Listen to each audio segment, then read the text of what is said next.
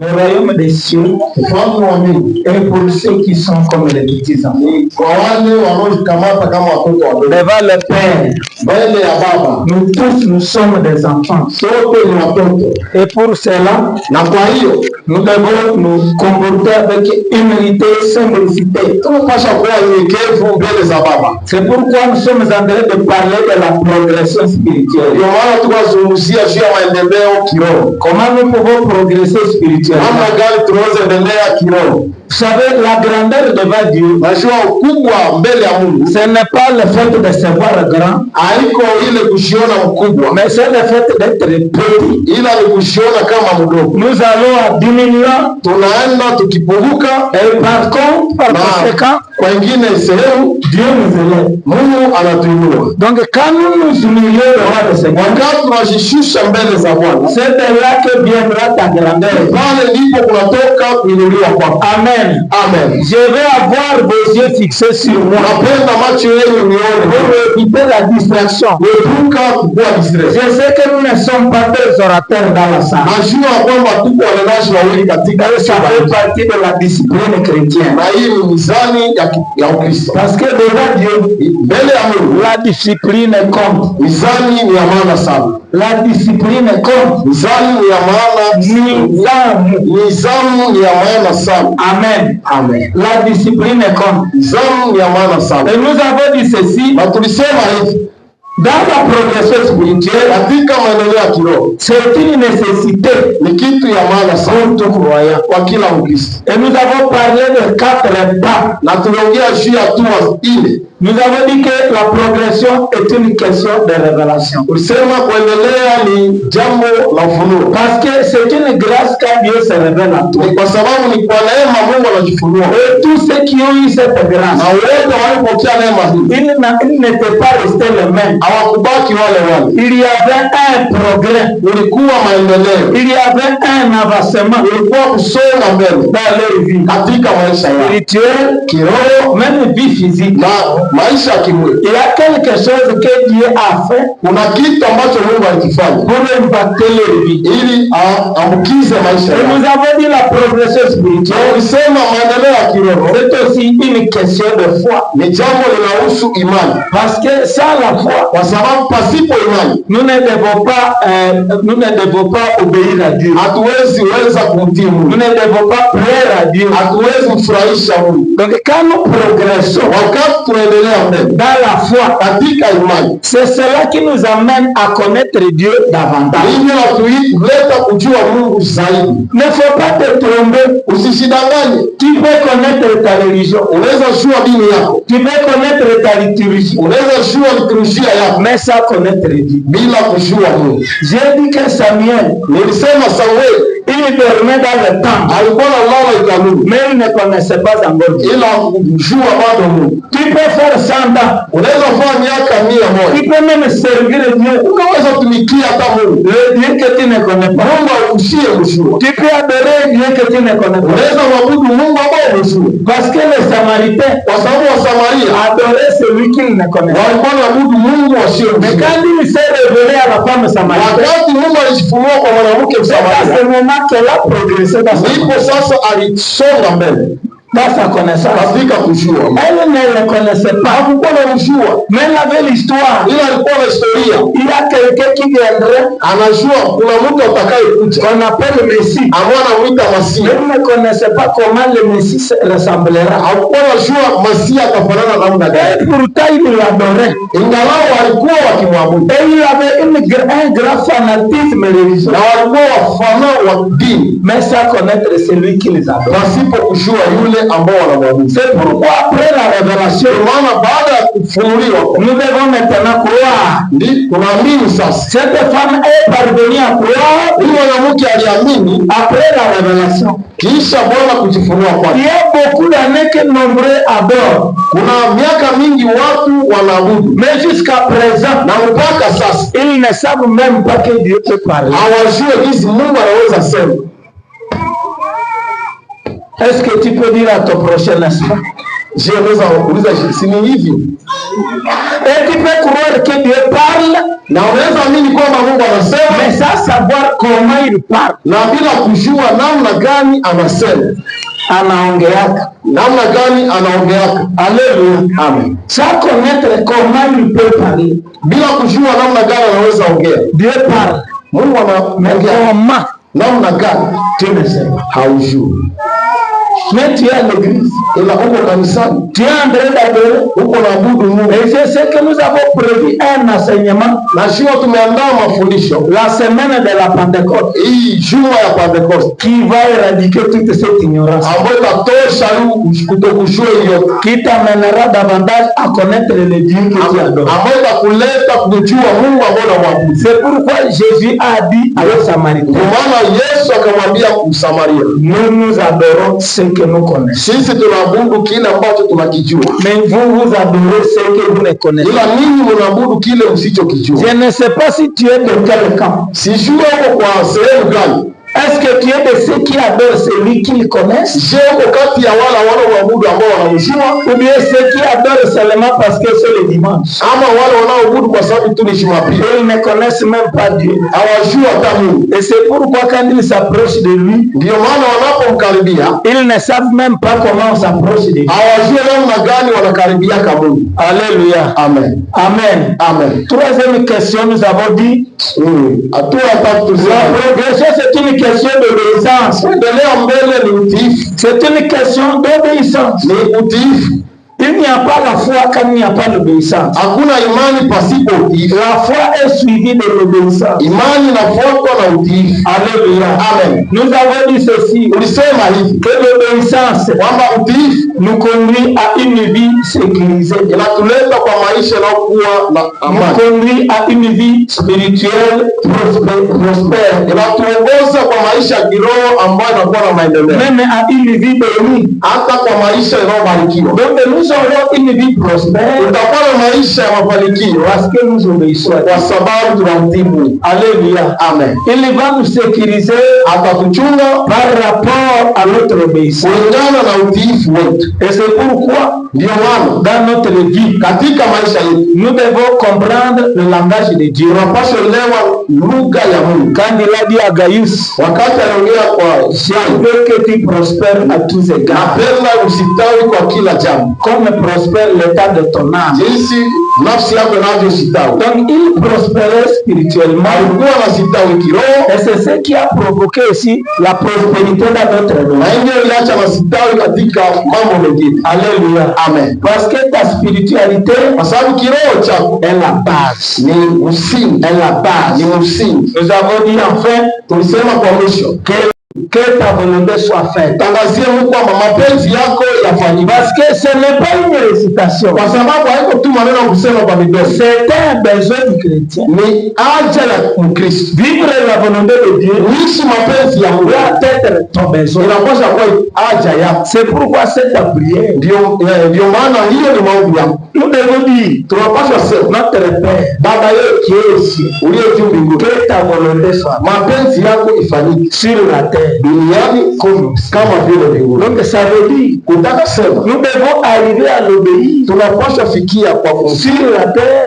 hapa duniani comme il est obéi au ciel. Na jinsi anavyoheshimiwa mbinguni. Au ciel nous ne connaissons qu'un seul rebelle. Mbinguni tunajua tuko rebelle mmoja qui s'appelait Lucifer, ambaye aliitwa Lucifer. Et il n'est pas resté là-bas na hakubakia huko parce qu'il n'obéissait pas, kwa sababu hakutii. Donc la désobéissance kutokutii peut nous chasser de la présence de Dieu. Inaweza kufukuza mbali na uwepo wa Mungu. C'est pourquoi la désobéissance ndio maana kutokutii a chassé Adam du jardin. Ilimfukuza Adamu katika shamba la Edeni. Il n'était plus dans la présence de Dieu. Hakukuwa tena katika uwepo wa Mungu. À cause de la désobéissance. Kwa sababu ya kutokutii. Mais quand nous obéissons, ila wakati tunatii, l'obéissance nous maintient dans la présence. Utiifu unatuweka katika uwepo wa Mungu. Amen. Amen. Je pense que dans notre vie, nafikiri katika maisha yetu, si nous voulons réussir, kama tunapenda tufaulu, nous devons marcher avec Dieu. Tunapaswa tembea pamoja na Mungu. Comme lui-même a dit à Moïse. Jinsi yeye mwenyewe alisema akiambia Musa, je marcherai moi-même. Nitatembea pamoja nao. Amen. Amen. Moi-même je marcherai. Mimi mwenyewe nitatembea pamoja nao. Alors nous avons dit ceci. Tulisema hivi Que David a reçu la grâce. kwamba Daudi alipokea neema. Il a été un comme un roi. Alipakwa kama mfalme. Mais malgré l'onction, Ila malgré l'onction, ingawa upako, le trône, kiti, le palais royal, nyumba ya kifalme, il n'était pas sur le trône, hakukuwa kwenye kiti cha ufalme, il n'était pas dans le palais royal, hakukuwa kwenye nyumba ya ufalme, il n'était même pas dans le cœur du peuple. na hakukuwa katika roho ya taifa. Donc le peuple ne le connaissait pas. Taifa hawakuwa wanamjua bado. Il avait l'onction, Alikuwa na upako, mais sa vie ila maisha yake était en dehors du trône. ilikuwa nje ya kiti cha Or ufalme. l'onction Upako pouvait avoir son sens ingelikuwa na maana quand il venait d'hériter le trône. wakati amekala kwenye kiti cha ufalme. Quand il avait cette onction, Wakati alikuwa na mafuta, comment est-ce qu'il pouvait aller jusqu'au trône? namna gani haikuwezekana aende mpaka Comment est-ce qu'il pouvait aller jusqu'au trône? namna gani angeweza enda mpaka kufikia kikala ukiti. Alléluia. Amen. Comment est-ce que l'onction peut te faire arriver là-bas? Namna gani upako unaweza kufikisha pale. Je sais que même vous avez l'onction. Najua hata nawe una upako. Peut-être étant un Inawezekana walikupaka comme femme destinée au mariage. walikupaka mafuta ya Mais wanandoa. aujourd'hui, tu es encore dans le célibat. Leo ngali kapwela. Il y a d'autres Kuna wengine à qui Dieu a donné la richesse. ambao Mungu amepatia Mais utajiri. pendant ce moment, tu n'as rien. Ila kwa hiki kipindi hauna kitu. La richesse que tu as, c'est l'onction. Upako ambao unao utajiri ambao unao Avec ni les upako. promesses. Ni upako pamoja na ahadi. Alléluia. Amen. Mais tu dois savoir Wapasha jua comment est-ce que j'arriverai là. namna gani mtafikia pale. Amen. Amen. Parce qu'il avait la vision du trône. Kwa sababu alikuwa na maoni ya Quand kutawala. je t'enseigne, Wakati na je kufundisha te donne les secrets. na kupatia siri, Même si tu pries de tout, hata unaweza omba sana sans connaître les secrets, bila kujua siri, tu peux mourir avec l'onction. unaweza kufa na uko na upako Sans que l'onction puisse te faire quelque na chose. upako na kufanyisia kitu chochote. Amen. Amen. Vous resterez dans l'ignorance. Unabaki katika ushindi. Il y a une femme qui ne voulait pas rencontrer Jésus. Kuna mwanamke ambaye alikuwa anapenda kukutana na Yesu Par ignorance. kwa kutokujua. Il y avait la visitation Alikuwa akitembelewa na Mungu. dans tout Samarie. Alitembelewa na Mungu katika Dans Samaria. tout Samarie. Katika Samaria Et là, il a cette grâce alipata hiyo neema de rencontrer le Messie ya kukutana na Mesia avant le sacrificateur. mbele ya makuhani, Et c'était une prostituée. na alikuwa kahaba. Je m'étonne Na shangalo parce qu'il y avait le prédicateur là-bas. kwa sababu huko Samaria kulikuwa Mais wahubiri, une prostituée qui a la grâce ila mubaraka amepata neema de rencontrer Jésus à ya la kukutana na Yesu kisimani. Alléluia. Amen. De parler avec Jésus. Kuzungumza na Yesu. Même aujourd'hui, Hata leo rencontrer Jésus, kukutana na Yesu, c'est une pure grâce. hii ni neema kubwa, C'est une pure grâce. ni neema sana. Choisir, être choisi, Kuchaguliwa c'est une pure grâce. ni neema sana. Amen. Amen. C'est une grâce. Ni neema, Ce n'est pas parce que tu es plus que les autres, si kwamba unazidi wengine, mais c'est la grâce qui te choisit. ila ni neema ndio inakuchagua. Amen. Amen. C'est la grâce qui te Ni choisit, neema ndiyo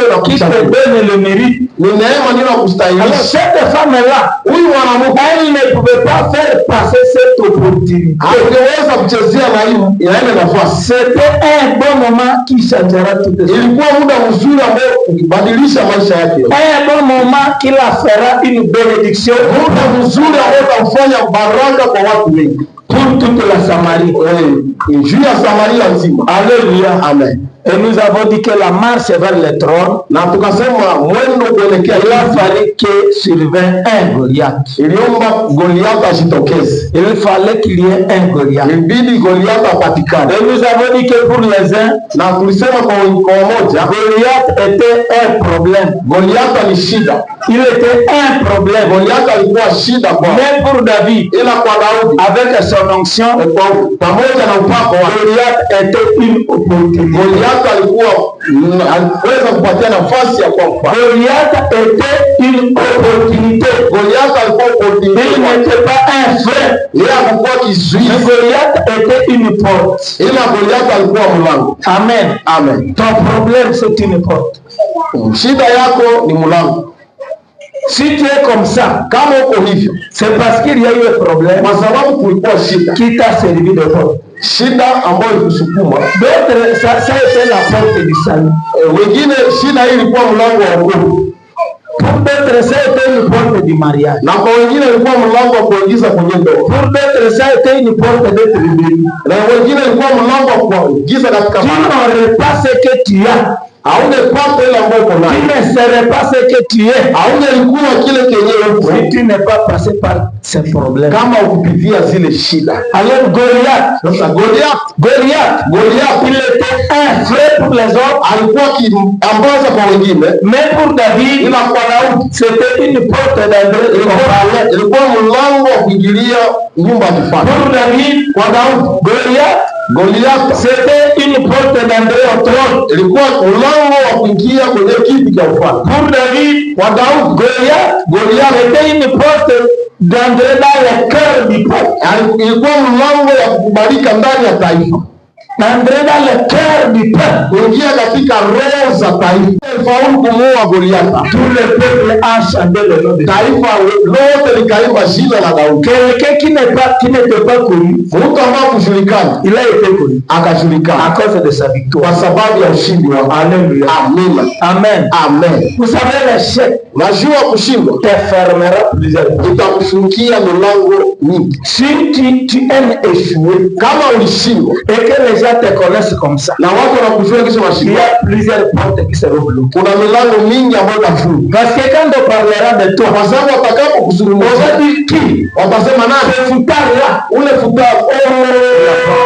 Je l'ai essayé une fois. Nilimpimaka siku moja. Utaona. Il faut voir. La porte sera fermée. Na mlango itafungwa. C'est pourquoi quand les portes s'ouvrent, ndio maana wakati milango inafungwa, il faut se mettre avec Jésus. Na Biblia ikale pale, parce que avec lui tu vas faire des actions. Kwa sababu pamoja na Yesu utafanya majambo. Amen. Amen. Amen. Amen. Quand une porte se ferme, wakati mlango unajifunga, il y a une autre qui s'ouvre. Kuna ingine ambayo itashifungua. Quand la porte de la prison s'est fermée, pour Joseph, wakati mlango wa gereza ulifungwa kwa Yusufu, il y avait une porte ouverte chez Pharaon. Kulikuwa mwingine mlango ambao ulifungulikana kwa Farao. Alors quand il ne pouvait pas faire des exploits chez Pharaon, wakati angeliweza kufanya majambo kwa Farao, devait encore ouvrir la porte de la wangelifungua tena mlango ya ili arudi gerezani. Amen. Amen. Amen. Amen. Amen. Amen. Je sais que vous êtes déjà libérés. Najua kwamba mmefunguliwa na Mungu. Jésus nous a libérés de la vie de péché. Yesu ametuweka huru toka dhambi. Jésus nous a libérés de la malédiction. Yesu ametukomboa toka laana. Et nous avons une porte ouverte vers les progrès. Na tuna mlango wazi kwa maendeleo. Mais si tu échoues, ila ukishindwa, ukishindwa, cette porte va se fermer. Ile mlango itajifungua tena. Amen. Amen. Et quand vous serez de nouveau bloqué là-bas, wakati utakosa giza kufanya, il est rare d'avoir quelqu'un pour te libérer là-bas. Itakuwa vigumu kupata mtu tena kufungua. Alléluia. Amen. Amen. Amen. C'est pourquoi aujourd'hui, ndio maana leo je vais essayer de parler de ceci. Nitajaribu kuzungumzia kitu hiki. Dans la vie chrétienne, katika maisha ya Kikristo, nous devons apprendre à nous fortifier. Tunapaswa jifunza kujitia nguvu. Dites à ton prochain, fortifie. Ambia jirani yako jitie nguvu. Amen. Fortifie.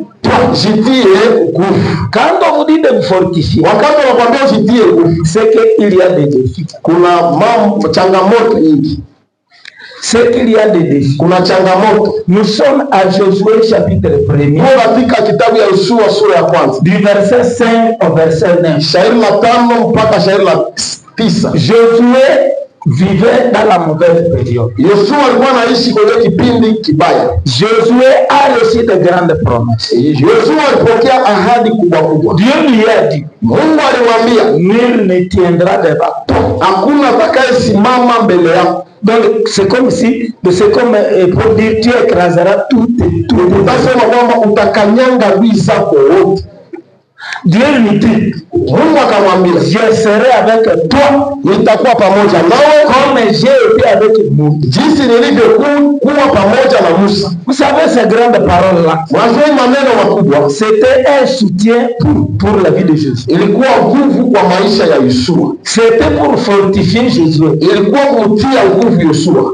Dieu a fortifié Josué par sa parole. Mungu alimtia nguvu Yoshua kwa neno lake. Il fallait aussi que Josué se fortifie. Ilibidi sasa na Yoshua naye ajibie dans cette grâce katika ile neema qu'il a reçue ambayo alipokea toka Mungu. Amen. Amen.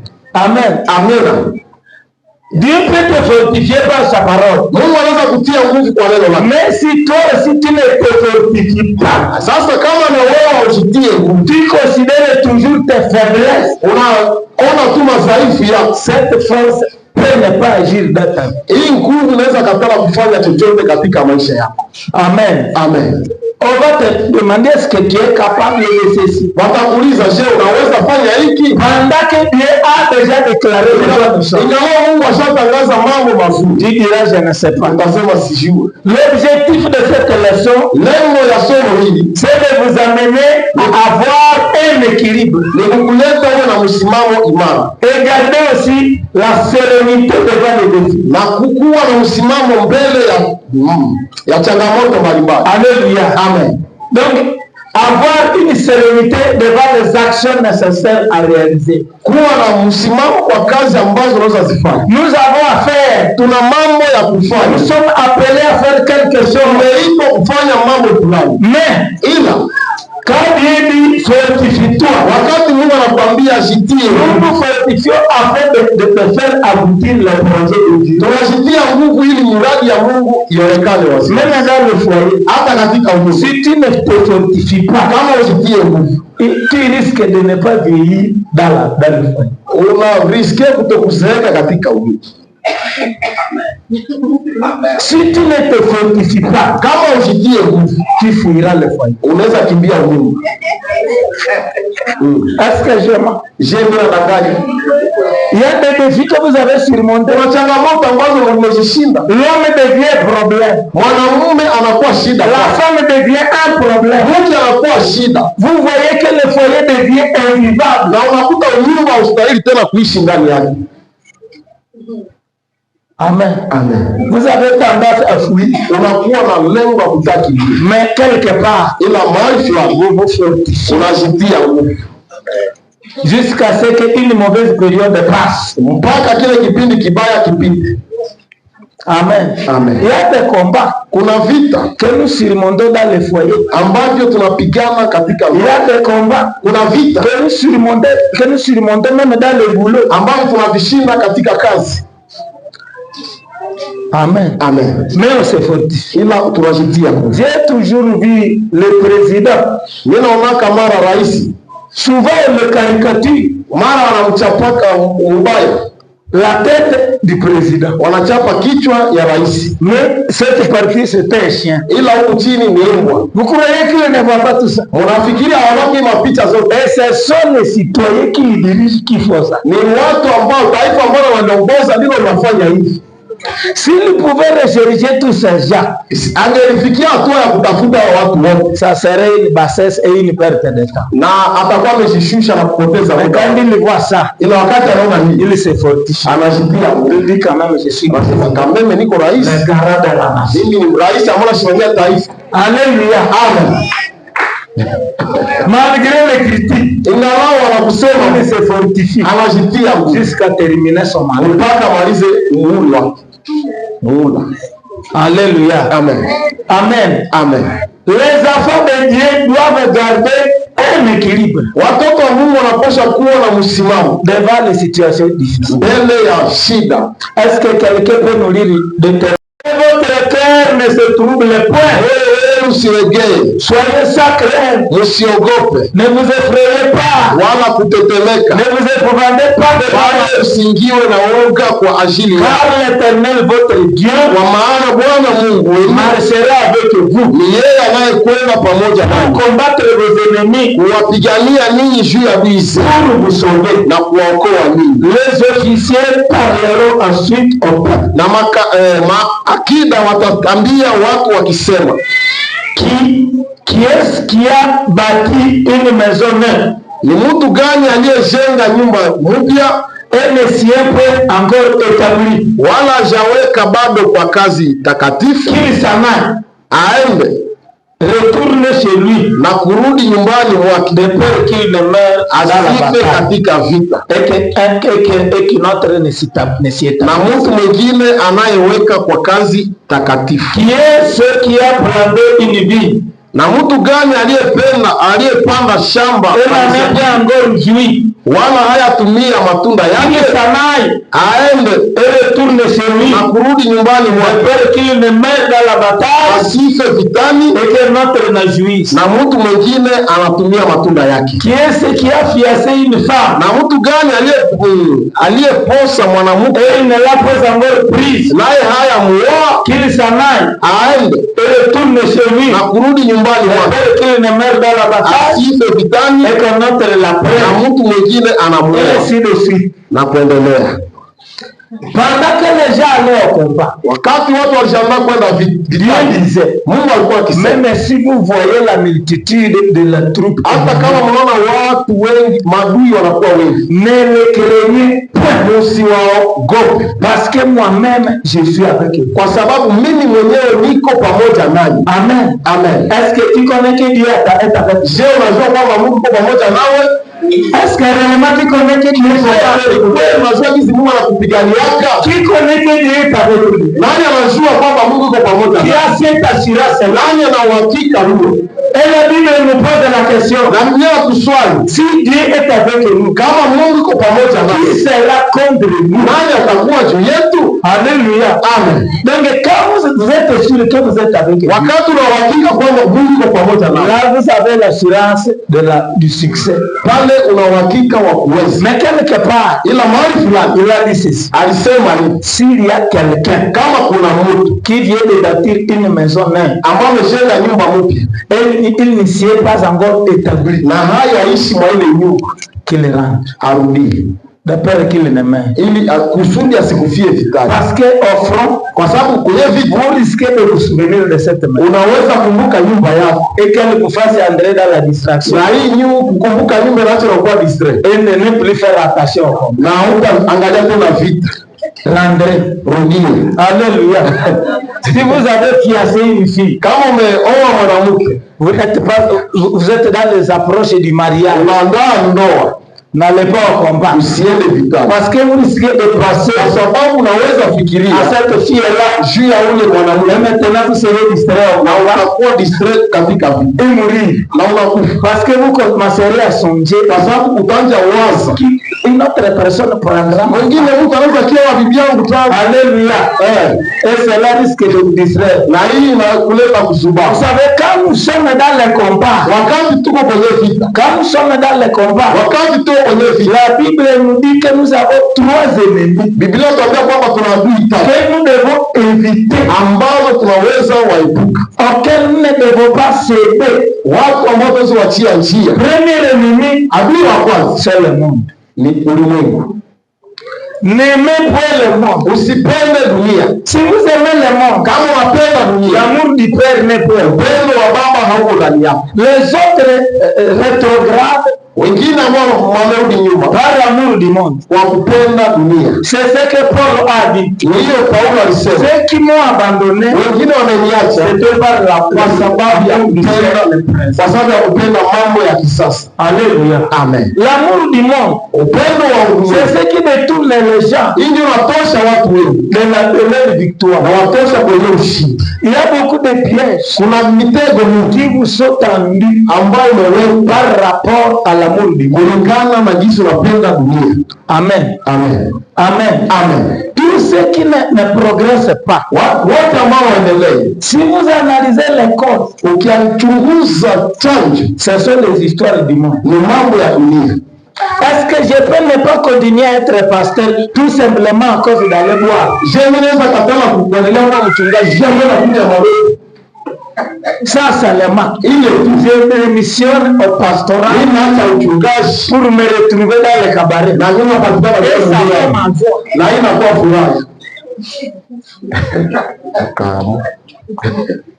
Tu te retournes de Jésus et on te retrouve avec un mari qui n'est même pas le tien. Comme Jésus s'est retrouvé à Samarie, le Seigneur qui était en train de distraire cette femme, il n'y avait aucun qui est ce mari. Donc c'était une vie de distraction. Ce n'était même pas un mariage. Alors, quand on lui pose la question, va appeler ton mari parce que je vais vous bénir. Mais elle a regardé. J'ai que le mari. Mais il y a des gens qui laissent la foi. Et si vous les regardez, ils sont en train de courir derrière le mari d'autrui. Ce n'est même pas son mari. Je ne sais pas si c'était un mari de location ou pas.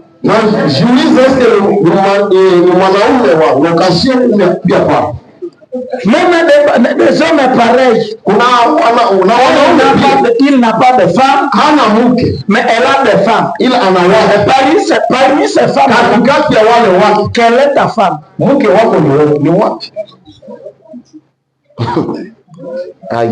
es en train de perdre le temps. N'aimez pas le monde. Il faut s'affectionner à Jésus. Parce que Dieu donne des bénédictions durables. Quand il te donne ce qui est tien, vous allez agir librement.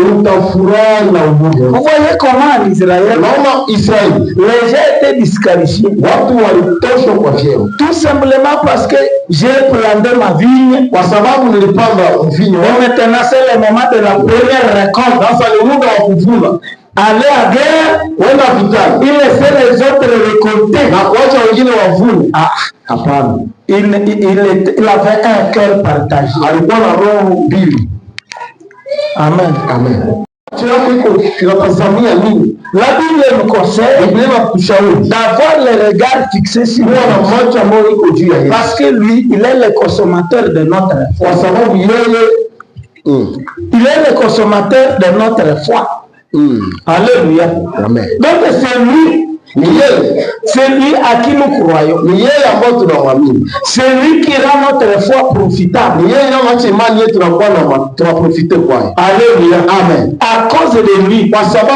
Deuxième chose, quand nous voyons que le diable est en train de nous combattre, le deuxième ennemi, c'est notre chair, notre corps. Le corps, c'est le deuxième ennemi. Comme pour dire, tout le monde vit dans le monde. Et ça, c'était un combat permanent. Nous vivons dans le monde, mais la Bible nous dit de ne pas aimer le monde. Pendant que nous sommes dans le monde, tu vois que ça nécessite une discipline. Ça nécessite un effort. C'est pourquoi j'ai dit, tu dois t'efforcer. Dans cette grâce que tu as reçue, afin de pouvoir garder ce que Dieu a mis en toi. Ce que nous avons reçu du Seigneur. Mais le monde passera avec ce que voit. Amen. Amen. Mais la Bible nous dit, celui qui révère l'Éternel, celui qui révère l'Éternel Yule ambaye utazamia Bwana, il demeurera éternellement. atadumu milele. Alléluia. Amen. Amen. Amen. Le monde passera. Dunia itapita. Les styles passeront. Hii mevalie Les itapita. maisons passeront. Manyumba yatapita. Les foyers, les mariages passeront. Ndoa zitapita. Tout ce que nous avons, tout ce dont nous jouissons actuellement, Yote ambayo inatuletea ce furaha sont des histoires temporaires. ni vitu vya muda tu, Mais nous devons en jouir ila tunapaswa furahi. pour glorifier notre Dieu, Tunapaswa furahi tukimtukuza Mungu, pour rendre gloire à Dieu. kwa kurudishia Mungu utukufu. Qui est vêtu, Kama umevala vizuri, que le Seigneur reçoive l'honneur. Bwana Mungu apokee heshima. Si tu es bien mangé, Kama ulikula vizuri, ce n'est pas pour démontrer au monde. usione lako kuonesha ulimwengu. Ce n'est pas pour démontrer au monde Haiko kusema unaonesha que ulimwengu tu manges bien, gisi unakulaka bien, que tu te vêtisses, gisi unavalaka vizuri, que tu es belle de figure. gisi uko mrembo. Alléluia. Amen. Toutes ces belles figures passent. Hizi sura zote nzuri Tous zitapita. nous finirons par vieillir. Sote tutazeeka. Tous nous finirons par vieillir, Sote tutazeekaka par être même déformés. na tunakuwa na sura za Cette marche-là changera ile marshe gisi unatembea itabadilikaka, et que cela ne puisse pas te rendre folle. na hii sikuletee kwa chizi. Alléluia. Afin de ne pas progresser dans ce qui est éternel. Ili usiendelee yale yaliyo ya milele. Amen. Amen. Même l'argent passera. Hata pesa zitapita. Il y a beaucoup qui ont été riches, Kuna wengi walikuwa mais matajiri qui aujourd'hui ne peuvent même plus faire les commerces. na leo hawezi kwenda kufanya Ils biashara, sont fatigués. wamechoka. Amen. Amen. Amen. Amen. Il arrivera un moment Utafika muda fulani où même quand tu tresses les cheveux, unaanza suka na nywele, tu vois que toute la nuit tu ne dors pas. unaangalia usiku mzima haulali bila kusuka nywele, Et finalement tu vas dire je laisse. na kwa mwisho unasema amina chakula nasukia, Parce que le corps va à sa bébé. kwa sababu mwili iko nazeeka. Amen.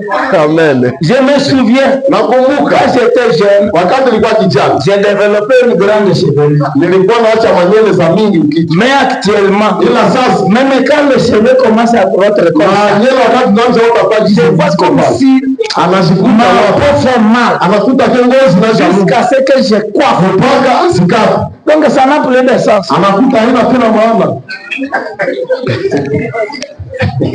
Alléluia. Amen. Vous voyez, Vianney, les cheveux commencent à se perdre. Angalia sasa yale pale manywele hapo peke ziko yanangukia. Alors, s'il avait le style là de... Kama alikuwa na ile style ya manywele, Il se glorifiait de la coiffe. alikuwa anajivunia kwa mfano kofe yake mbele. Il va encore se glorifier. Leo atajivunia tena nini?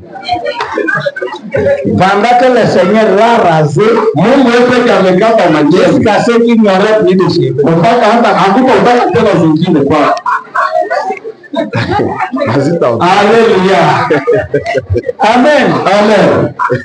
Tout ça, ce sont des communiqués. Hii yote ni namna Mungu kutuzungumzia. Le monde de la chair, Dunia na mwili ce sont des ennemis. ni vitu ambavyo ni Nous maadui. vivons dans la chair, Tunaishi katika mwili, une chair corruptible. ila mwili unaochafuka, Une chair qui a des besoins contraires à l'esprit. mwili ambao unakuwa na tamaa ziko nje ya roho, Tofauti na roho. tofauti na roho. Alléluia. Amen. Des besoins contraires à notre esprit. Itashi ambazo ziko tofauti na roho. Il faut que nos esprits soient affectionnés Naomba roho zetu zipende, pour communier avec Jésus. zipende kushirikiana na Yesu, Pour communier avec le Saint-Esprit. zishirikiane na Roho Mtakatifu. Mais l'esprit du monde Ila roho ya ulimwengu s'affectionne au monde. inafurahia na inapenda dunia. C'est pourquoi vous verrez Ndio maana utaona quelqu'un qui aime le monde, mtu ambaye anapenda ulimwengu une fois bien vêtu, akivaa vizuri, cela devient une tentation. hii inakuwa jaribu kwake. Même si on va dire chantons pour Dieu, Hata tukisema tuingie huko pour lui,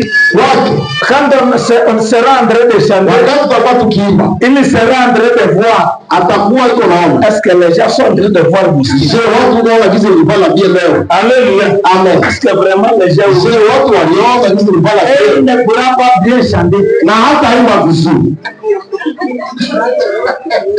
Même moi, Hata mimi quand je prêche, wakati nahubiri Je voudrais prêcher pour attirer votre attention sur ma tenue. Et non sur la spirituelle. Et c'est pourquoi je vais dire,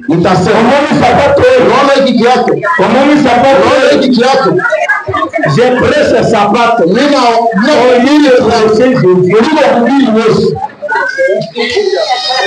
La fois passée, je vous avais dit un seul soulier que tu as acheté chez un païen qui a tout un magasin.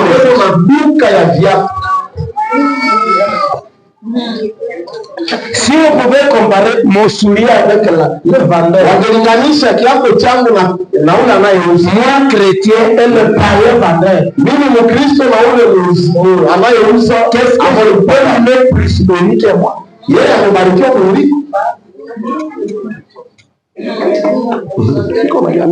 Alléluia. Amen. C'est pourquoi Dieu si Dieu me donne ça, celui qui veut être si Dieu et cela vous amène à respecter encore le Seigneur.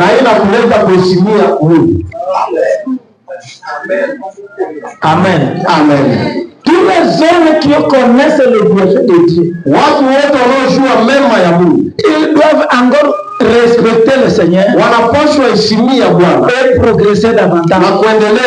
Vous connaissez ce que Dieu a fait, les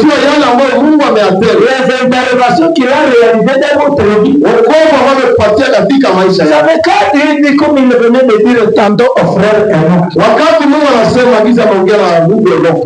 les gens ne savent pas qu'ils étaient à danger. C'est comme s'il a fallu que quelqu'un meure et qu'on vienne faire l'intervention du cadavre. Et ce n'est pas facile. Si nous voulons faire cet exemple, qui peut se porter candidat parmi nous? Non, candidat à la mort. Qu'on fasse cette démonstration sur est-ce que vous avez accepté? Vous devez assister ça de l'autre.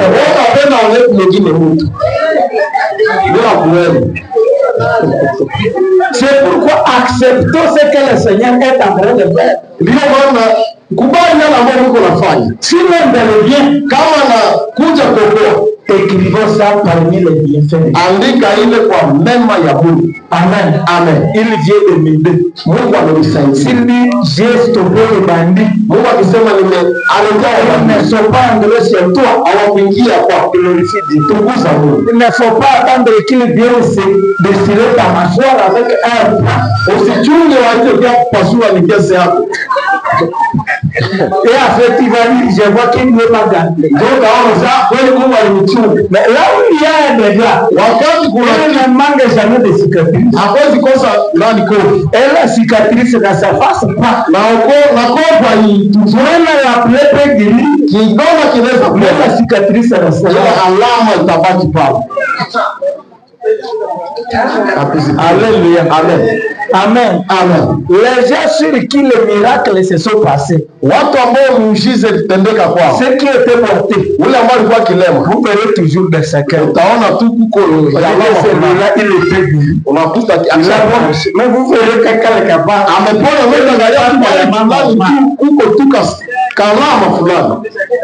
C'est pourquoi glorifiez-vous de ce que Dieu a fait. Pendant que tu as bonne santé. Alléluia. Amen. Amen. Amen. Donc quand nous sommes en train de parler de ces choses, en Ésaïe 30:15, la Bible dit ceci. Quand la Bible dit fortifie-toi, c'est pourquoi Ésaïe 30:15. Rapidement, Ésaïe 30:15. Ésaïe 30, le verset 15. La Bible dit ceci. Car ainsi a parlé le Seigneur. le Saint d'Israël, mtakatifu wa Israeli. C'est dans la tranquillité, katika ukimya et le repos, na kutulia, que sera votre salut. ipo ndimo mtakuwa wokovu wenu. C'est dans le calme, katika ukimya et la confiance, na tumaini, que sera votre force. mtakuwa nguvu yenu. Mais vous ne l'avez pas voulu, ila hamkupenda. Donc le Seigneur, Bwana, il veut des hommes tranquilles. anapenda watu wenye kutulia. Même dans la tempête, Hata katika zoruba sois tranquille. utulia, Parce que tu sais avec qui tu es. kwa sababu unajua nani unaye. Il a dit à Israël, Aliambia Israeli, c'est dans la tranquillité, katika ukimya, c'est dans le repos katika kutulia, que sera votre salut. ni huko mtakuwa wokovu wako. Donc Dieu vous sauvera. Mungu Ce atakuokoa, n'est pas à cause des agitations, si kwa sababu ya kubabaika, mais il vous trouvera dans la tranquillité atakuvuta katika et ukimya dans le repos. na katika kutulia. Demande à ton prochain, est-ce que tu es tranquille? Uliza leo pembeni yako, je, unatulia? Est-ce que tu es tranquille? Je, unatulia? Dans le ministère, est-ce que tu l'exerces tranquillement? Je, katika huduma unatumika ukiwa na unatulia? Est-ce que dans le foyer tu es tranquille? Katika nyumba yako unatulia? Est-ce que parmi les problèmes que tu as, tu es tranquille? Katika shida zako unatulia? C'est là que tu trouveras le salut. Ni hapo ndipo utapata Donc Dieu veut les hommes confiants à sa force. Mungu anapenda watu wanaotumainia nguvu zake. Les gens qui savent que Dieu va agir. Watu ambao wanajua kwamba Mungu atatenda. Alléluia. Amen. Dis à ton prochain, fortifie-toi. Ambia jirani yako jitie nguvu. Répète, fortifie-toi. Rejea tena, jitie nguvu. Troisième fois, fortifie-toi. Mara ya tatu, jitie nguvu. Ce terme-là, Hii neno se trouve 23 fois dans la Bible. ili neno patikana 23. La Bible répète ça 23 fois. Biblia inasema neno hili Et il y a maintenant 3 sens. na kuna maana. Comme tu viens de répéter ça 3 fois, Jinsi umeitamka mara tatu, et il y a aussi 3 sens. na kuna namna tatu ya tafsiri ambayo tafsiri Le concept hili neno qui dit fortifie-toi. ambao nasema jitie nguvu. Fortifie-toi signifie Jitie nguvu na maanisha le premier sens. Le premier sens. maana ya kwanza Chasser la peur. kukimbiza woga. Donc Dieu veut que tu puisses chasser la peur. Bwana anapenda ukimbize woga, Tu chasses le doute. ufukuze ushaki, Tu chasses les inquiétudes. ufukuze masumbuko. Amen. Amen. Chasser la peur. Fukuza woga, Chasser les inquiétudes. fukuza masumbuko. Alléluia. Amen. Amen. Amen. Tu dois chasser tout ça. Unapaswa fukuza haya yote. Le doute.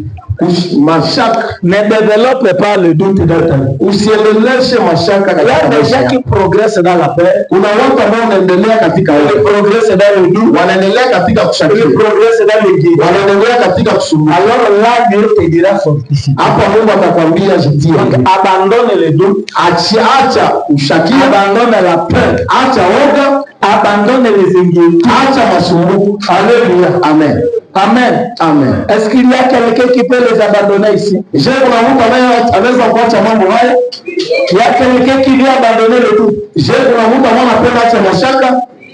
Quand vous doutez, Wakati unashakia, vous appelez l'échec. unaita kushindwa.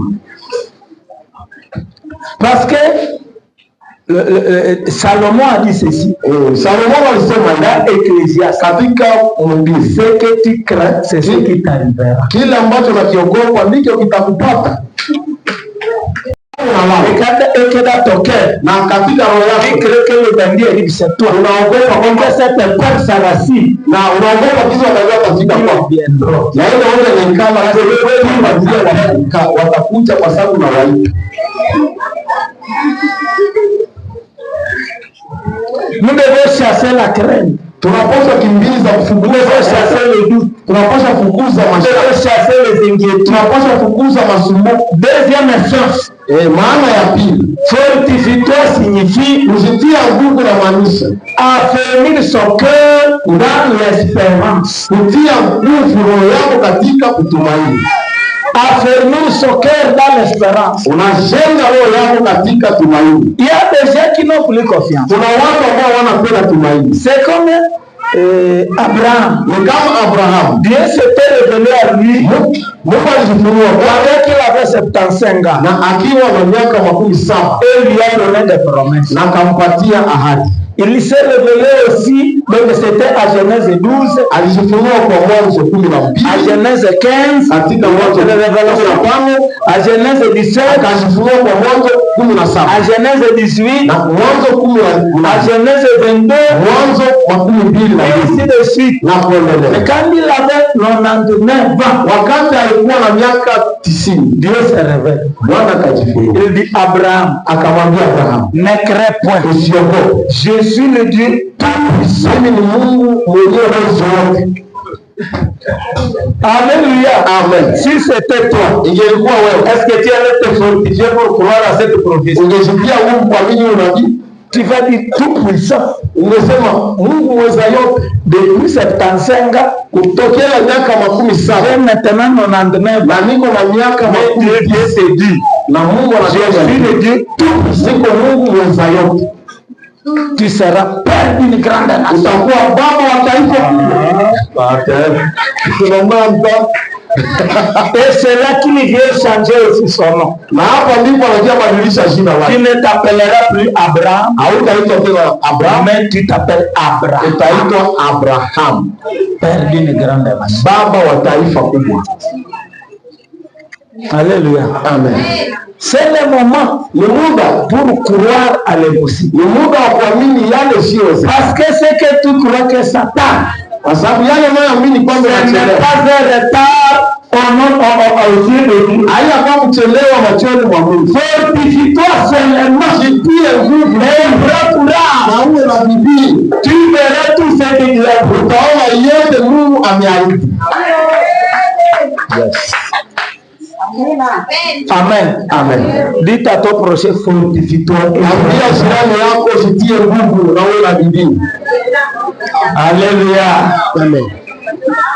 Fortifie-toi signifie kujitia nguvu. Le deuxième sens, maana ya tatu, être poussé à faire quelque chose. Kusukumwa kufanya kitu fulani. Être poussé à agir.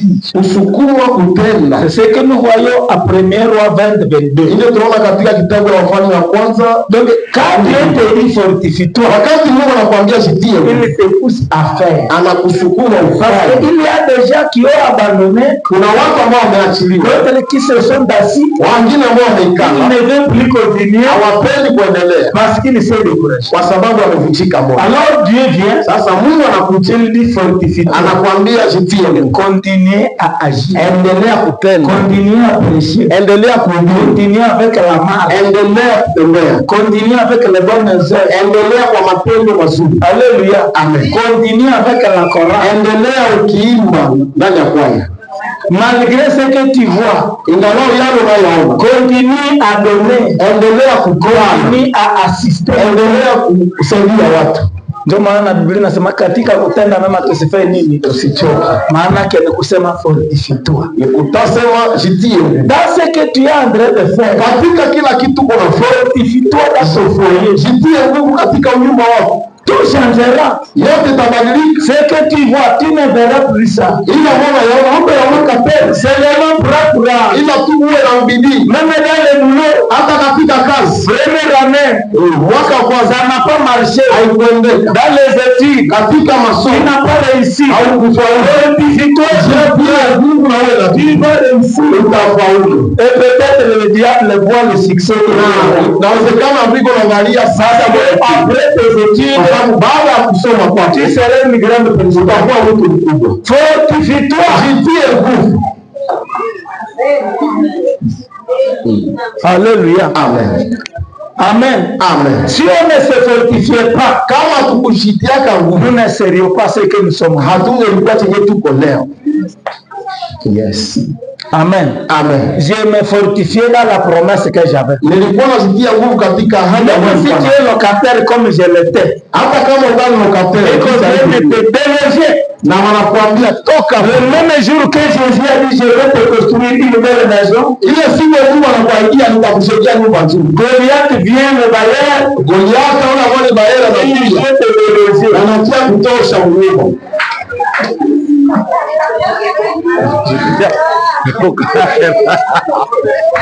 Fortifie-toi. J'ai dit couvre. Alléluia. Amen. Alléluia.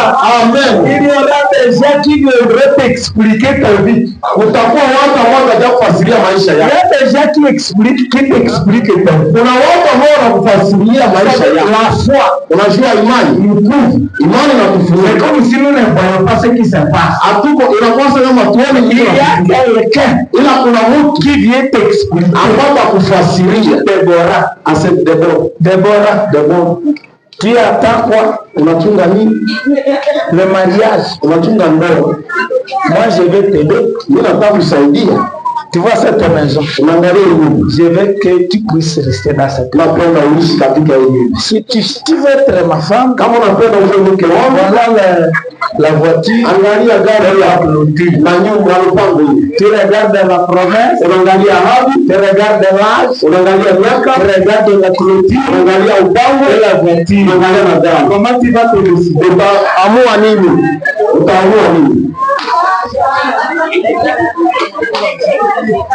Kalma sombola keda. Matata. Amen. C'est un défi, n'est-ce pas? Il y a plusieurs occasions qui se présentent comme des raccourcis dans notre vie. Mais nous renonçons à tout ça. Même si la voie que Dieu a choisie, c'est un chemin détourné. Mais ce chemin est plus préférable que le raccourci. Parce que dans le raccourci, tu perdras ton temps.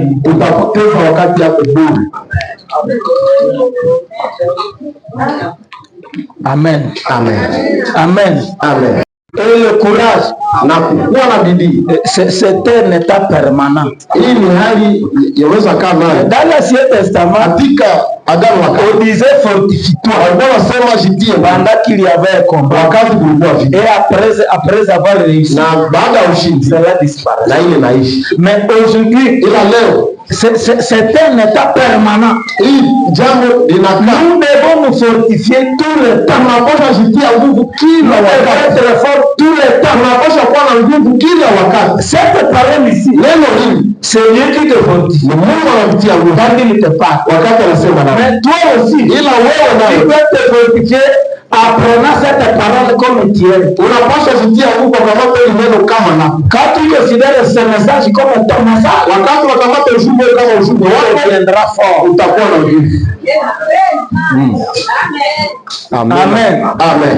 Tu deviendras fort parce que c'est à toi que Dieu s'adresse. Alléluia. Amen. Amen. Amen. Si nous avons deux natures,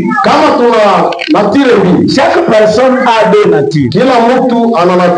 La nature humaine et la nature divine.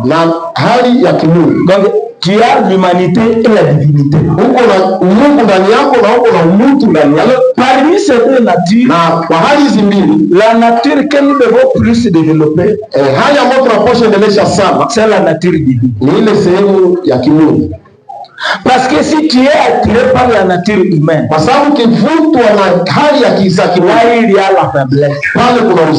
C'est pourquoi la Bible nous dit, ne vous affectionnez pas à la chair.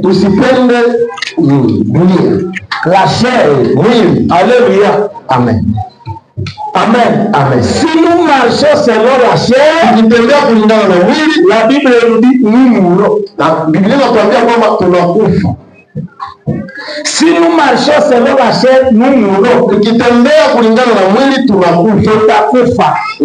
Amen. Amen. Donc, quand tu marches dans la chair, dirigé par la chair, orienté par la chair, enseigné par la chair, tu finiras par mourir. Mais quand nous nous affectionnons à l'esprit, si nous marchons selon l'esprit, nous vivrons. Amen. Amen. Et nous aurons la paix. Parce que nous avons considéré la partie spirituelle. Kwa sababu tulishika hii sehemu ya kiroho. La partie divine. Hii sehemu ya kimungu. Alléluia. Amen. C'est pourquoi je te dis développe la spiritualité. Ndio maana nakwambia endelesha kiroho. Mais par quoi? Kwa nini? Nous allons développer la nature divine. Tutaendelesha hali ya kimungu par la parole de Dieu. Kwa neno la Mungu. Écoutez la parole. Sikiliza neno. Méditons la parole. Chunguza neno. Pratiquons la parole. Endelesha neno. Ne nous limitons pas seulement à écouter. Tusishie tu kwa kusikia. Mais la parole affermit notre foi. Neno linautia nguvu imani yetu. Amen. Amen. Deuxième chose, nous allons développer la nature divine. Tutaendelesha hali ya kiroho notre vie de prière. Katika maisha yetu ya maombi. Parlons à Dieu. Zungumza na Mungu. Soyons en permanence devant Dieu. Saa zote uwe mbele ya Mungu. Parlons de nos problèmes à Dieu. Zungumzia shida zako Mungu kuliko watu. Parce que ton problème, shida yako, si tu aimes parler aux gens, kama unapenda kuzungumzia watu, te décourager. Watamaliza wakuvunja moyo. Il y a beaucoup de domaines qu'ils ne comprendront. Kuna mambo mengine wataelewa. La façon dont je suis en train de vivre, namna jinsi ninavyoishi, même ma famille ne me comprend. Hata familia yangu haielewi. On ne sait pas comment je vis. Hawajui namna gani naishi. Même tes voisins, même tes amis, ils ne sont pas pour ton progrès. Si tu es en train de dire tes défis, et qu'on dise, nous avons surpris ce châtiment un homme. Na wanasema tulikuta kwa chachini sans voir de preuve, na hakuna hata preuve. Les gens wako wakasema tuweza ndani tunashughulika kama market na una gani na fala ni mami. Vous en aurez même dans l'église. Utawapata kanisani hivi. Les gens qui divorcent, watasema hivi parce que ils s'étonnent, kwa sababu wanashangaa quand ils voient que Dieu est en train de vous aider. Wakati wanaona Mungu anakusaidia, ils s'étonnent, wanashangaa vous êtes en train de progresser. Wakati unaendelea, vous êtes aussi une jeune fille, ulikuwa binti, vous trouvez l'huile, unapaka mafuta, parfumé très bien, unapaka mafuta vizuri. Souvent aussi wanasema cette fille, huyu mwanamke par quelqu'un anaposha kwa niko na bwana. On ne comprend pas que Dieu peut s'occuper de toi. Hawaelewi jinsi Mungu anaweza kushughulikia na wewe. Amen. Amen. Amen. Amen. Amen. Si on venait dire que non, le pasteur Ézéchias a volé, wakikia kuambia sasa mchungaji Ézéchias aliiba, on l'a surpris avec $50,000 d'autrui. Walikuta na $50,000. J'ai dit, tulikuwa nasema même à l'église, hata kanisani watapatikana, parce que les gens ne me comprennent pas. Kwa sababu watu wanaelewa, ils ne peuvent pas savoir, hawawezi jua la façon dont Dieu me fait. Namna gani jinsi Mungu anasema. Kwa ndio maana uwe na bidii que Dieu est en train de faire. Katika yale Mungu anayatenda. Attends patiemment la réalisation de tes promesses. Chunga kwa utimilifu wa ahadi. Parce que les gens ils voient, ils envisagent votre échec. Kwa sababu watu wanapenda ushindi. Et non pas votre progrès. Na hawapendi maendeleo yako. Ce n'est que Dieu qui aime mon progrès. Mungu ndiye anapenda ninapoendelea. Quand tu manges bien, wakati unakula vizuri, ce n'est que Dieu qui peut rire. Ni Mungu ndiye anacheka. Mais les gens qui arrivent sur toi, ila watu wanaofika kwa attaque toute la table est remplie de chakula, pesa, manyama, yote hawezi cheka. Osentiri ndio watakapo wao wapasaka na furaha. Unaonaka mtu kumuluaje sasa masamaki manyama kumeza haya zenga wabie watu wamie. Mais alors qu'on ne peut pas construire avec le fruit des poissons. Ingawa utaweza kushika na mafuta za samaki, utashika kwa nyumba wewe. Samaki. Alléluia, alléluia, alléluia, alléluia. Non Dieu te critique. Hata kama watu wanakusema vibaya, utafikia vibaya. Même si les gens ne te considèrent pas, Dieu libérera, utafika kwa même si on continue à te dédaigner.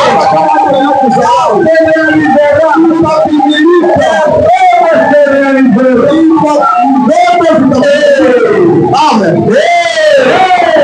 Alléluia. Amen. J'aime le Seigneur. N'empêche Bwana. Parce que c'est mon ami. Kwa sababu ni rafiki yangu. J'attends de lui plusieurs choses. Ninangoja mambo mengi toka kwake. Nous avons beaucoup de secrets avec lui. Siri nyingi pamoja naye. C'est ce qui l'amène au même pour toi. Najua ni nini alivyo kwako. Amen. Amen. Yes. Raison pour lesquelles vous devez vous faire. Natakupatia mambo tatu ambayo naacha ushitie. Amen. Amen. Trois raisons parmi tant d'autres. Vitu tatu.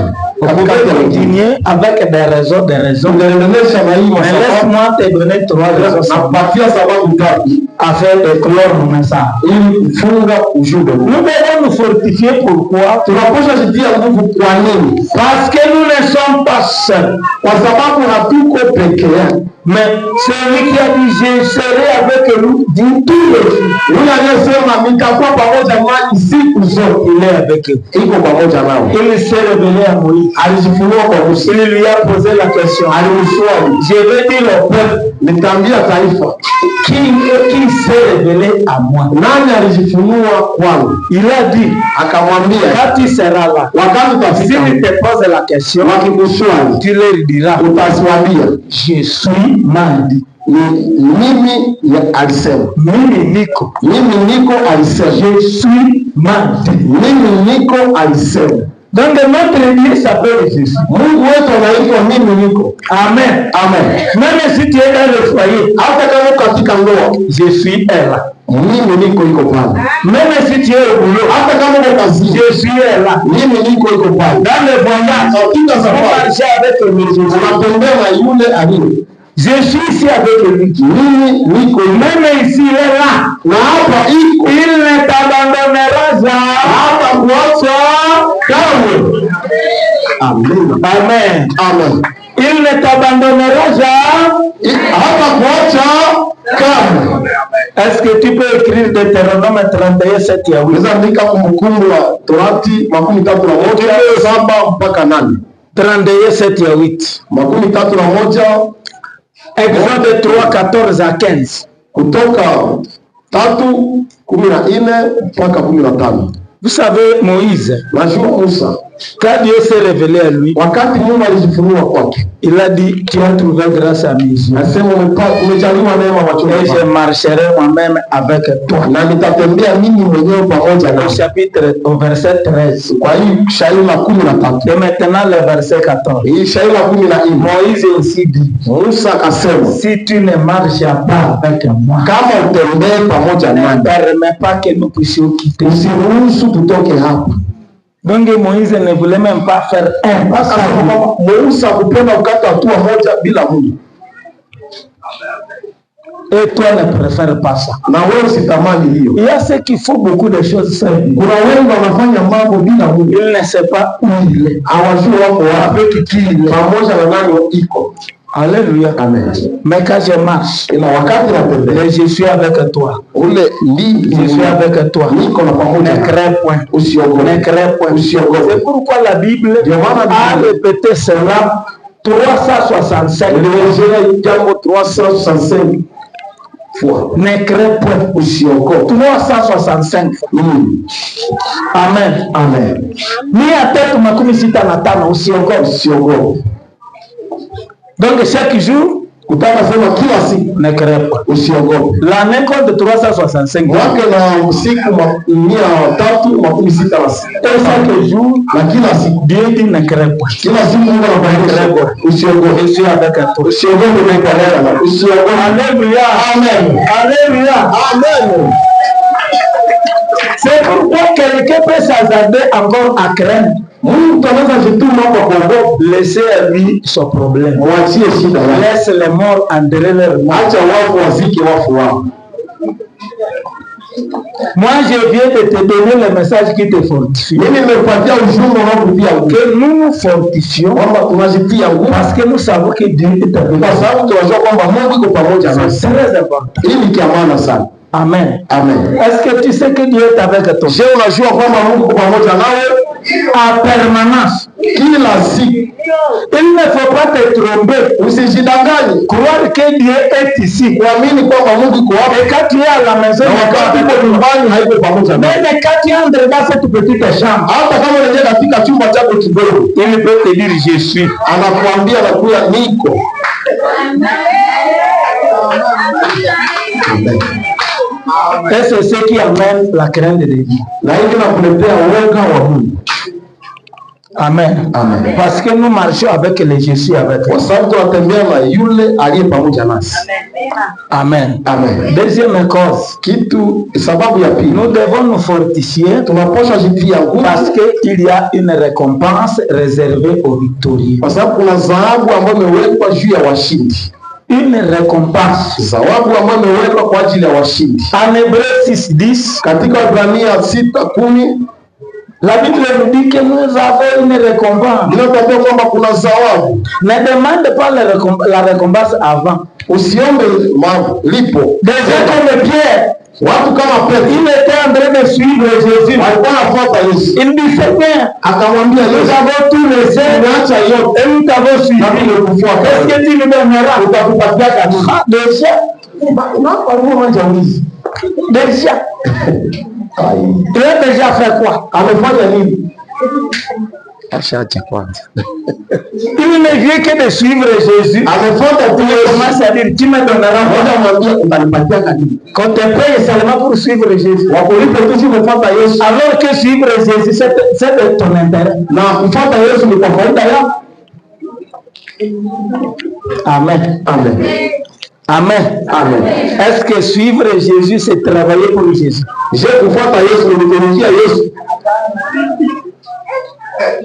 Est-ce que les élèves sont à l'école pour aider les enseignants?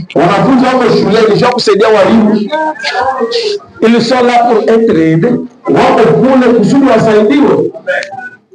L'école est là pour les former afin de les rendre utiles. Alors, après avoir reçu la formation, c'est là qu'ils vont travailler et qu'ils seront utiles aux gens. Ils seront maintenant dans le marché d'emploi. Alléluia. Amen. Là, l'emploi va les chercher parce qu'ils sont utiles. Et Dieu est en train de vous donner la forme. Si tu n'avais pas cette forme, la forme, alléluia. Amen. Si tu n'avais pas la forme, qui pouvait t'aimer comme ça? Qui pouvait te supporter avec cette forme? Amen. Amen. Si j'étais encore un soulard, qui pouvait m'écouter quand je suis en train de prêcher?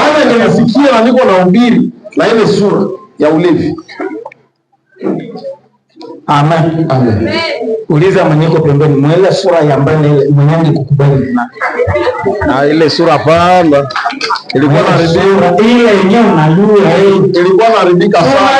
Mimi naijua bien. Sasa mwenyewe kwa nini ni nani mwele hiyo na hatuna personne de notre héritage, ili tushike urithi wetu. Josué 1:5 à 8. Yoshua 1:5 Walimwambia hivi, c'est toi, ni wewe qui fera hériter ce peuple, utakayerithisha taifa hili nchi ambayo aliahidia baba zao. Vous avez des promesses, una ahadi, mais pour arriver à la réalisation de cette promesse, kufikia utimilifu wa ahadi, tu dois te fortifier. Unapaswa jipia ceux qui ne se sont pas fortifiés dans le désert, wala ambao kufikia nguvu shambani, ils n'avaient pas vu kama, hawakuona kama, ils sont tous morts, walifia wote jangwani. Ne sois pas de ces gens qui mourront sans avoir leur promesse. Siwe kati ya wale watu watakufa na wao ahadi zao, parce qu'ils ne se fortifient pas, kwa sababu hawajitiaki nguvu. Amen. Amen. Je te dis un secret, nakwambia siri moja, quand tu tombes, wakati unaanguka, il ne faut pas attendre quelqu'un qui pour te relever. Usichunge mtu anakuja kusimamisha. Nous sommes dans une course. Tuko kwenye course. Est-ce que tu as déjà assisté à une course? Je mshangalia mashindano ya kukimbia. Et ça soit une course à vélo. Ingekuwa kama mashindano ya nous sommes en train de courir. Tuko nakimbia. Si tu tombes, ukianguka, tu me permets de te relever. Na utaacha bila kwa kwanza. Est-ce que je vais t'attendre pour te relever? Je nitakuchunga nikusimamia pass. Nitapita pour atteindre le but. Ili nifikie lengo. Si ne te fortifie pas, kama usifikie nguvu ya kusimama, c'est ton problème. Ni shida yako. Unakuona. C'est pourquoi vous verrez les gens. Il est à la maison, il ne veut pas se fortifier. Et il dit tous les jours. Et les serviteurs, il ne visite jamais les gens. C'est toi qui s'appelle les gens. Il ne visite jamais les gens.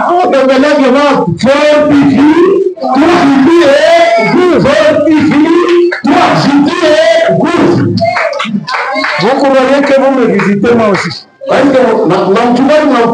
à cause de vos visites que je suis là.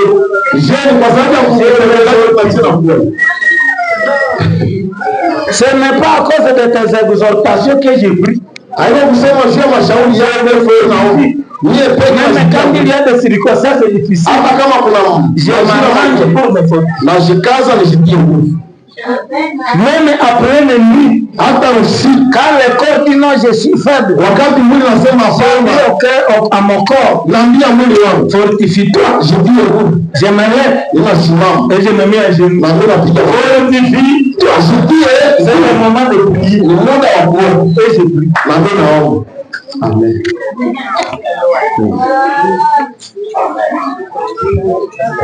Mais il y a des gens qui prennent la faiblesse comme une option. Amen. Notre héritage, ce sont toutes les promesses que Dieu nous a données. Et nous devons nous fortifier par cela nous permettra de progresser jusqu'à les atteindre. On nous a donné les promesses quand nous étions quelque part. Aujourd'hui, nous sommes quelque part. Mais nous n'avons pas encore atteint la place où nous allons. Pourquoi fortifie-toi? Alléluia. Amen. Amen.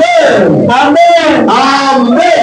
À cause des problèmes, Élie voulait mourir au désert.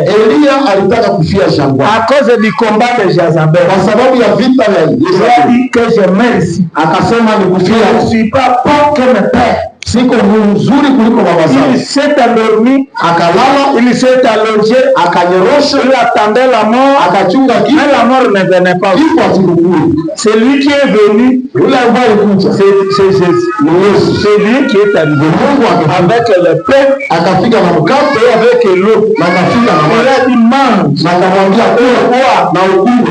Le voyage est encore long. Amen.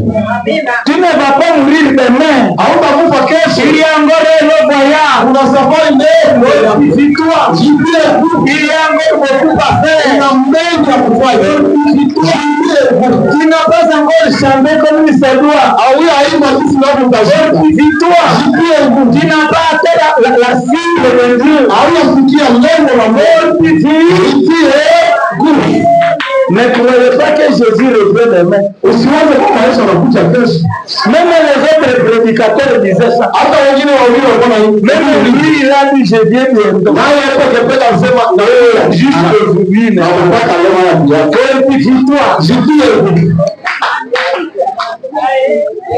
ne soyez pas comme les Thessaloniciens. Ils s'étaient assis. Ils ont dit on nous a prêché que Jésus vient. On doit tout laisser et s'occuper d'attendre Jésus. Et tout le monde était dans le temple André.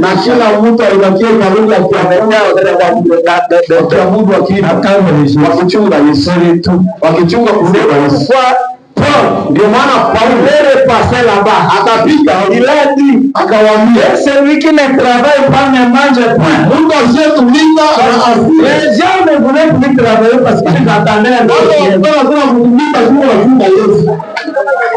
Quand tu n'as pas encore travaillé, tu es ciel avec quel rapport?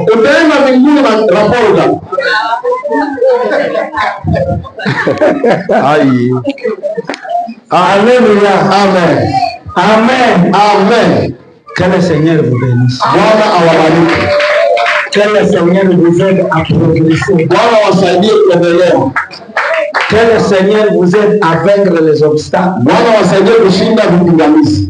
Que le Seigneur vous aide à vaincre le monde. Bwana wasaidie kushinda dunia. À vous séparer du monde. Kwa kujitenga na dunia. À vaincre les caprices de la chair. Kushinda tamaa za mwili. Et aussi à vaincre le diable. Na kushinda shetani. Parce que c'est le troisième ennemi. Kwa sababu ya adui yetu wa Le combat avec le diable est facile. Vita na adui. Parce que c'est le combat le plus facile. Vita ambavyo ni rahisi. Parce que nous chassons les démons. Kwa sababu tunafukuza pepo. Les démons partent. Na mapepo zinaenda. Mais on ne chassera jamais le corps. Ila huwezi fukuza mwili yako. Nous sommes déjà dans le monde. Tuko duniani. On ne vivra pas hors du monde. Hatuwezi ishi nje ya Mais les démons peuvent aller.